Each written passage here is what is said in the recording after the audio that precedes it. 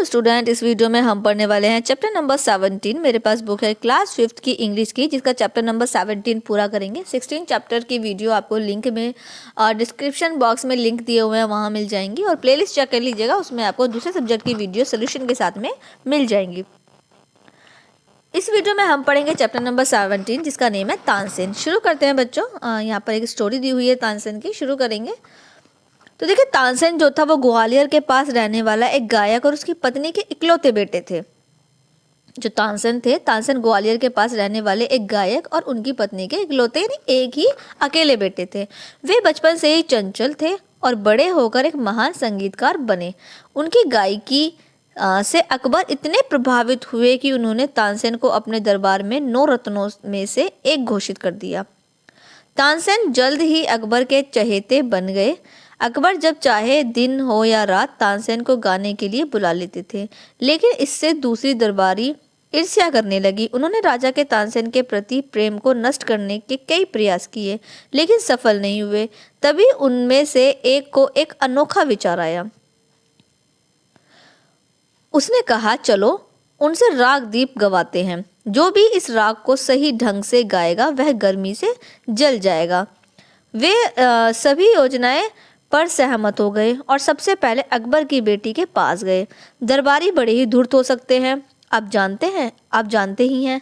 उन्होंने उससे कहा, सम्राट तानसेन को दुनिया का सबसे महान गायक मानते हैं, लेकिन जब तक वे राग दीपक नहीं गाते तब तक उन्हें महान गायक नहीं कहा जा सकता। राजकुमारी को जिज्ञासा हुई। उसने पूछा, ऐसा क्यों है भाई? अगले पेज पर आ जाइए।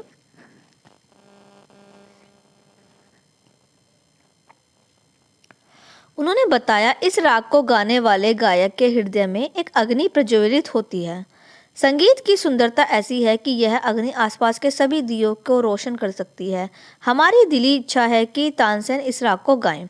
राजकुमारी सीधे अपने पिता के पास गई। अकबर अपनी बेटी को कभी किसी बात के लिए नहीं मना करते थे, इसीलिए उन्होंने तानसेन को बुलवाया और उनसे राग दीपक गाने को कहा। अकबर की यह बात सुनकर तानसेन ने कहा, मेरे स्वामी, मुझसे यह राग गाने के लिए मत कहिए।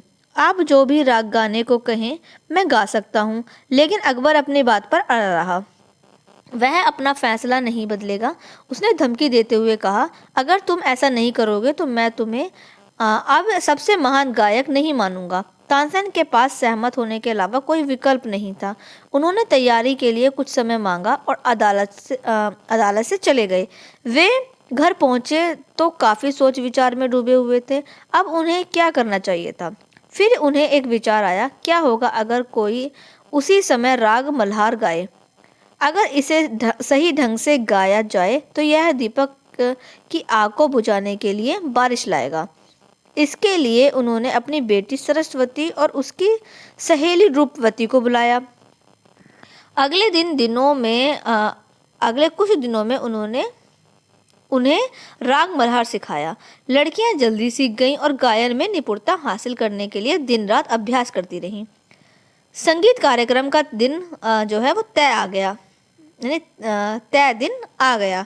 पूरा शहर तानसेन का गायन सुनने के लिए इकट्ठा हो गया। शाम ढल रही थी जब तानसेन ने गाना शुरू किया।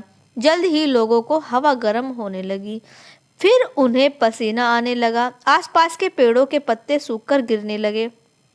तानसेन के गाते रहने से पानी उबलने लगा। फिर अचानक कहीं से लपटें निकली और दियों को जला दिया। लोगों ने तालियां बजाईं। योजना के अनुसार सरस्वती और रूपवती इसी संकेत का इंतजार कर रही थीं। अगले पेज पर आ जाइए।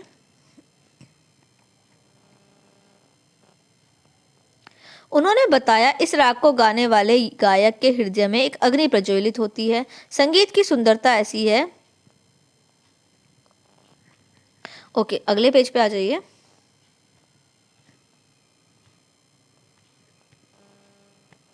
तो जैसे ही वहाँ पर जो है दिया जला, आग जलने लगी, तो उन्होंने राग मल्हार गाना शुरू कर दिया। उन लड़कियों ने राग मल्हार गाना शुरू कर दिया। तभी आसमान में बादल छा गए, फिर बारिश हो गई। बारिश के चारों ओर की गर्मी को शांत कर दिया और तानसेन बच गए।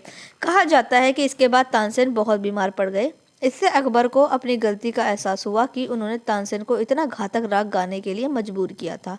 उन्होंने तानसेन से माफ़ी मांगी और अपने शत्रु दरबारियों को दंडित किया। यहाँ पर हो गया ये चैप्टर कंप्लीट। इसके बाद इसके शब्दार्थ दिए हुए हैं, ये आप अपनी नोटबुक में कर लीजिएगा। आई होप आपको स्टोरी समझ में आ गई होगी। जल्दी जल्दी से आप बुक वर्क भी फिल कर लीजिए, वर्ड मीनिंग कंप्लीट कर लीजिएगा नोटबुक में। इसके बाद टिक द करेक्ट ऑप्शन है, ये आप अपनी बुक में फिल कर लीजिए। फिल इन द ब्लैंक्स मैंने फिल कर दिए हैं, साथ में ट्रू फॉल्स भी फिल कर दिए हैं, फिल कर लीजिए। इसके बाद है answer the following question. Questions के आंसर मैंने यहाँ पर नोट कर दिए हैं। पूरे 9 क्वेश्चन हैं जो कि आपको कंप्लीट करने हैं अपनी नोटबुक में। इसी के साथ में ये चैप्टर कंप्लीट हो गया है। यहाँ पर ये पूरे 19 चैप्टर, यानी कि इस बुक के लास्ट चैप्टर्स यहाँ पर कंप्लीट हो चुके हैं। 17 चैप्टर थे जो कि पूरे हो चुके हैं, और लिंक आपको डिस्क्रिप्शन बॉक्स में मिल जाएगा। दूसरी बुक्स के सॉल्यूशंस आपको मिल जाएंगे, प्लेलिस्ट चेक कर लीजिएगा। वीडियो पसंद आया है तो वीडियो को लाइक कीजिएगा और बच्चों को भी शेयर कीजिएगा।